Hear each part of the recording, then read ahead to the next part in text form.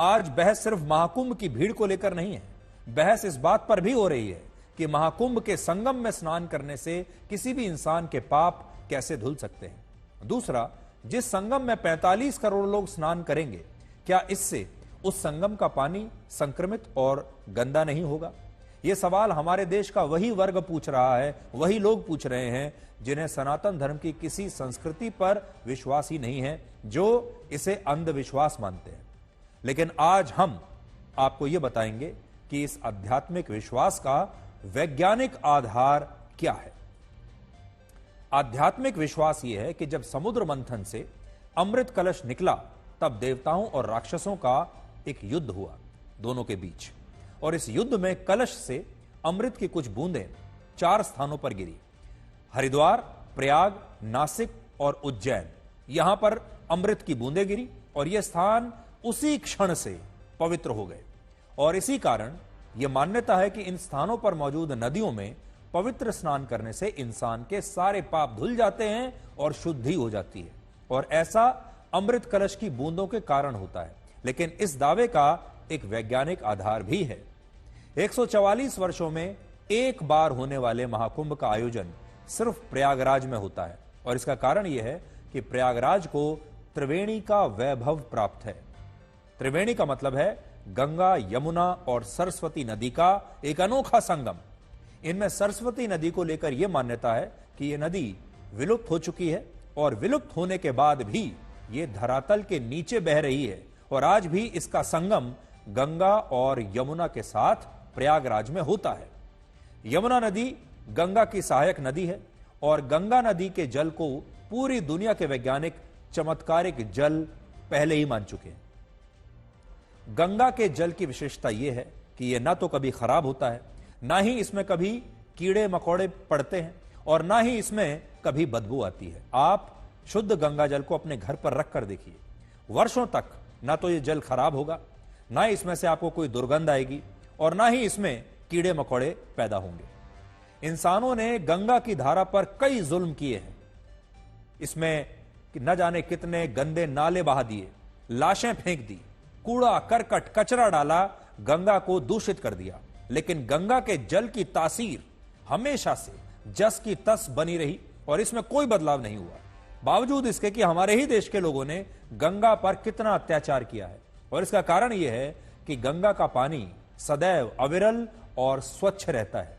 इस सब के बावजूद वर्ष 1890 के दशक में, जब भारत में ब्रिटिश हुकूमत का शासन था और हैजा से मरने वाले लोगों की लाशें गंगा नदी में फेंकी जा रही थी, तब ब्रिटेन के एक मशहूर वैज्ञानिक अर्नेस्ट हैंकिन ने गंगा नदी के पानी पर एक रिसर्च की। इस रिसर्च में यह पता चला कि गंगा नदी में हैजा से मारे गए लोगों की लाशें फेंकने के बाद भी इसका पानी ना तो संक्रमित हुआ और ना ही गंदा हुआ, और लोग इस पानी को तब भी उतनी ही आसानी से पी सकते थे। ऐसा इसलिए हुआ क्योंकि गंगा के पानी में ऐसे वायरस है जो बैक्टीरिया में प्रवेश करके उन्हें नष्ट कर सकते हैं, और यही निंजा वायरस गंगा जल की शुद्धता को बनाए रखते हैं, और इसमें स्नान करने को वैज्ञानिक आधार पर भी पवित्र माना जाता है। आज भी गंगा जल की शुद्धता पर शक करने वाले लोगों को यह बात पता नहीं होगी कि तीसरे मुगल बादशाह अकबर सिर्फ गंगा जल ही पिया करते थे। हो सकता है उन्हें बाकी किसी वैज्ञानिक पर विश्वास ना हो, लेकिन शायद इस बात पर विश्वास हो जाएगा क्योंकि अकबर भी गंगा जल ही पिया करते थे, और इसका जिक्र आईने अकबरी नाम की पुस्तक में है। और आईने अकबरी जो पुस्तक है उसके पेज नंबर 55 पर क्या लिखा है, मैं आपको वो पढ़कर सुनाता हूं। आज मैं उस पुस्तक का एक अंश अपने पास साथ लेकर आया हूं। उसमें लिखा है, महामहिम अकबर गंगा नदी के पानी को अमरता का पानी कहते थे, यानी इस पानी को जो पिएगा वो अमर हो जाएगा। वो कहीं भी रहें गंगा का पानी ही पीते थे। उन्होंने अपने कुछ भरोसेमंद लोगों को गंगा के किनारे तैनात किया हुआ है, जो गंगा के पानी को घड़े में सुरक्षित तरीके से बादशाह तक भेजते हैं। जब महामहिम अकबर की अदालत राजधानी आगरा और फतेहपुर सीकरी में लगी थी, तब पानी सोरो नाम की जगह से आया था। लेकिन अब जब महामहिम पंजाब में है, तब यह पानी हरिद्वार से लाया जाता है। खाना बनाने के लिए बारिश के पानी के साथ यमुना और चिनाब नदी के पानी का उपयोग किया जाता है, और इस पानी में भी थोड़ा सा गंगा जल मिलाया जाता है और अकबर गंगा नदी का पानी ही पीना पसंद करते हैं। ये आईने अकबरी में बादशाह अकबर के बारे में लिखा है।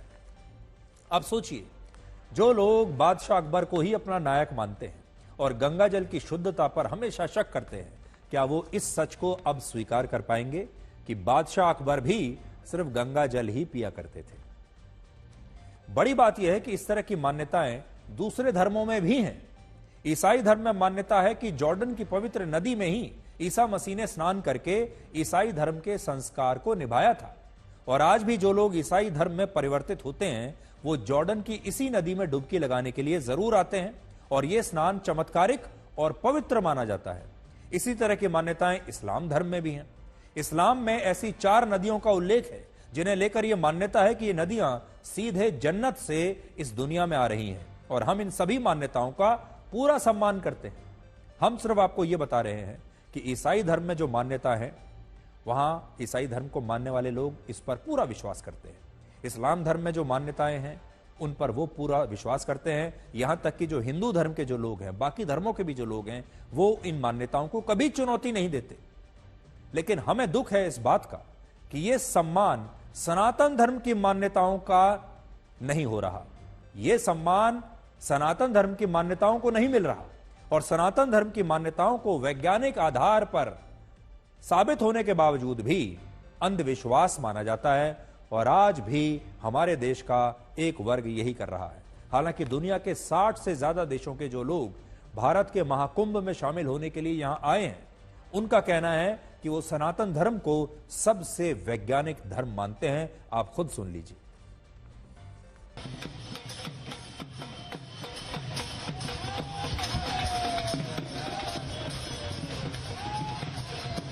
With the purpose of preaching Sanatana Dharma, we want to share with people this knowledge. We brought Bhagavad Gita,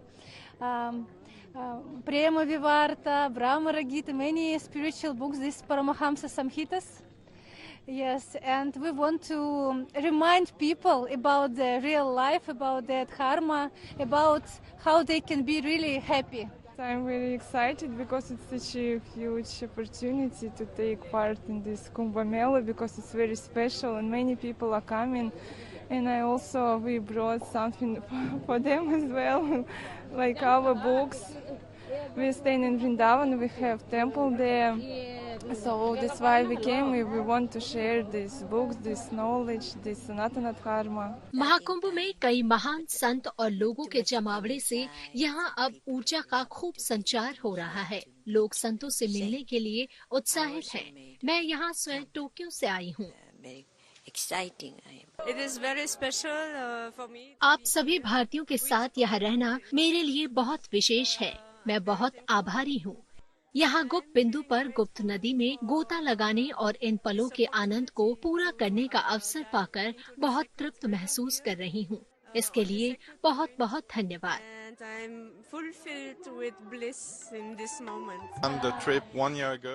हमने 1 साल पहले यात्रा की योजना बनाई थी और आखिरकार ये अब हो गई है। हम बहुत यात्राएं करते हैं और दुनिया भर में हर कोई कुंभ मेले के बारे में जानता है, खास तौर पर इसलिए क्योंकि ये 144 साल में सबसे बड़ा है। 44 years.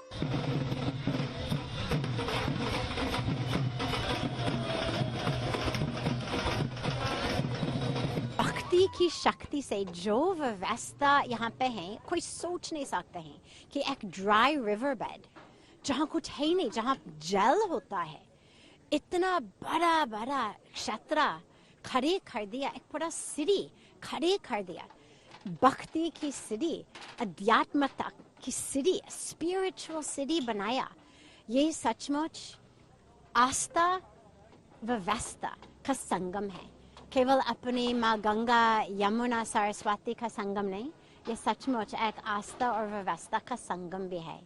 तो हम सभी लोग और मैं खुद को भी, स्वयं को भी इतनी भाग्यशाली मानती हूँ कि यहाँ आने का अवसर मिला है। With many friends from Spain, Brazil, Portugal, American, South American, Guatemala, many places.